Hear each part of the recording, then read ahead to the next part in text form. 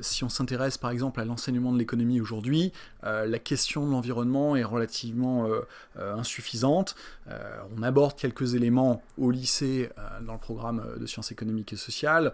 Cette question elle est également abordée à travers toute une série d'enseignements dans l'enseignement supérieur, mais dans l'ensemble, ce qu'on appelle en économie l'approche institutionnaliste, qui est celle qui prend le plus en compte justement la dimension environnementale, elle a tendance à être encore relativement minoritaire aujourd'hui parmi les enseignements délivrés en économie, qui sont la plupart du temps des enseignements de micro, de macroéconomie assez standards, avec une approche qui a tendance à minorer la question de la transition climatique. Dans l'enseignement supérieur, il faudrait sans doute déjà que le nombre d'enseignants qui travaillent sur les questions environnementales soit plus élevé. On a une étude récente de l'American Economic Association, pour donner un ordre d'idée, entre 2014 et 2024, sur l'ensemble des postes qui ont été pourvus dans l'enseignement supérieur, il y en avait 3,5% dans les départements d'économie, contre 5,5% toutes matières confondues, toutes disciplines confondues. Donc on voit bien qu'en économie, la question environnementale, elle est assez marginale encore, ou trop marginale encore pour le moment, pour faire justement émerger davantage des cours qui soient tournés vers la question de la transition climatique. Donc c'est, première chose, déjà une problématique de recrutement.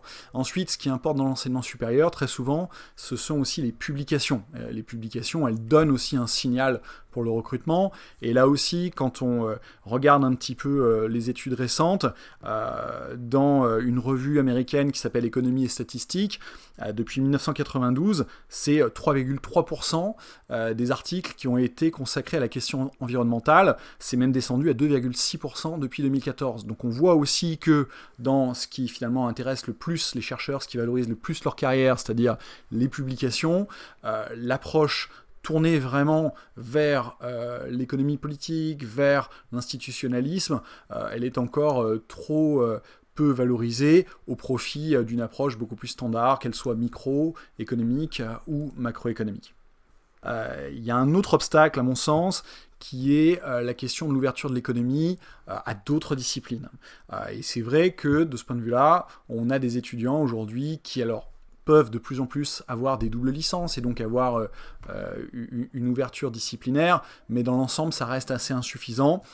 Les étudiants dans les cursus universitaires classiques ont tendance à se spécialiser dans certaines matières au lieu d'avoir finalement une formation suffisamment pluridisciplinaire qui puisse justement à la fois être scientifique, tournée vers la question des politiques publiques, avoir une approche plus en termes de sciences sociales. Et je crois que si on veut vraiment aller vers des formations plus poussées autour des questions environnementales, il faut dépasser les champs strictement disciplinaires, que ce soit pour les filières scientifiques ou pour des filières tournées vers le management ou vers l'économie, pour avoir des formations qui soient beaucoup plus généralistes. Et à cet égard, les doubles cursus qui permettent d'intégrer justement les sciences, je pense aux sciences du vivant, je pense à la physique, et qui en même temps intègrent également des sciences politiques, des sciences sociales, sont celles qui sont les plus susceptibles d'aider justement à avoir une vision systémique de la question de la transition climatique. Je pense que la question du dérèglement climatique, de la transition climatique progresse. Elle est encore insuffisante, la réponse est encore insuffisante, mais on voit quand même, on l'a dit tout à l'heure, des initiatives qui apparaissent avec des diplômés qui vont prendre la parole pour justement critiquer le manque de prise en compte de la question climatique. On voit des écoles se créer comme celle de Sciences Po Paris. Donc il y a un progrès dans la prise de conscience. Donc les étudiants sont davantage préparés à la question de la transition climatique, même si encore une fois c'est insuffisant.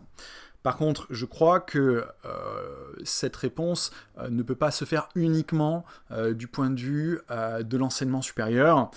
Il faut également qu'elle s'accompagne sur le marché du travail par des offres d'emploi qui intègrent davantage la question de la transition climatique. Or aujourd'hui, on le voit bien, les emplois qui sont pour la plupart pourvus sur le marché du travail sont des emplois tournés vers une économie assez traditionnelle, c'est-à-dire vers des objectifs de croissance économique, vers des objectifs d'augmentation du chiffre d'affaires.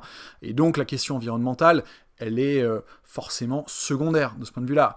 Il peut y avoir effectivement davantage là aussi d'évolution du point de vue des entreprises avec des politiques de RSE, de responsabilité sociale et environnementale, mais on voit bien que pour le moment c'est insuffisant. Donc quand bien même les étudiants seraient peut-être mieux formés, mieux informés sur ces questions-là, ensuite la traduction concrète sur le marché du travail n'arrive pas à se faire, parce que les offres d'emploi en elles-mêmes n'intègrent pas suffisamment cette composante de la transition climatique.